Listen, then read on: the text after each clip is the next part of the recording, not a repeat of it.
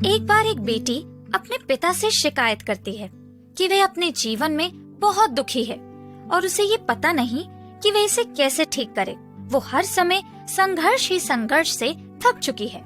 ऐसा लग रहा है कि एक समस्या खत्म होती है और दूसरी आ जाती है। उसका पिता, जो एक पेशेवर रसोइया है, उसे रसोई घर में ले आया। उसने पानी से 3 घड़े भरे और प्रत्येक को आग पर रखा।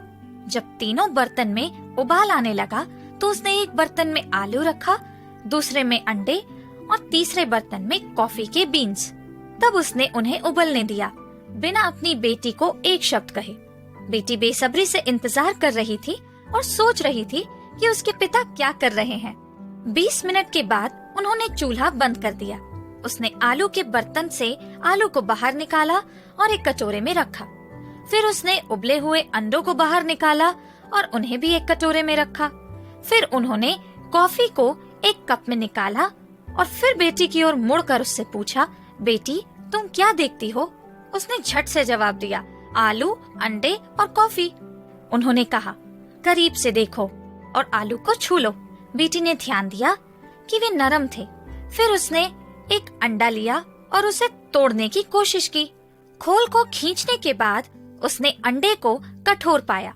अंत में उसने उसे कॉफी को पीने के लिए कहा। इसकी समृद्ध सुगंध से बेटी के चेहरे पर मुस्कान आ गई। उस बेटी ने अपने पिता से पूछा, पिताजी इसका क्या मतलब है? फिर उन्होंने समझाया कि आलू, अंडे और कॉफी बीन्स तीनों ने एक ही प्रतिकूलता का सामना किया है। वह है उबलता हुआ पानी।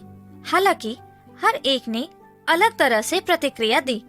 आलू जो मजबूत और कठोर था, लेकिन उबलते पानी में वो नरम और कमजोर हो गया। अंडा नाजुक था। पतली बाहरी खोल अपने तरल अंदरूनी पदार्थ की रक्षा कर रहा था जब तक ये उबलते पानी में नहीं डाला गया था। फिर अंडे के अंदर का हिस्सा सख्त हो गया। हालांकि कॉफी बीन्स उबलते पानी के संपर्क में आने के बाद उन्होंने पानी को बदल दिया और कुछ नया बना दिया। उन्होंने अपनी बेटी से पूछा, आप इस स्थिति में अपनी तुलना किसके साथ करती हैं?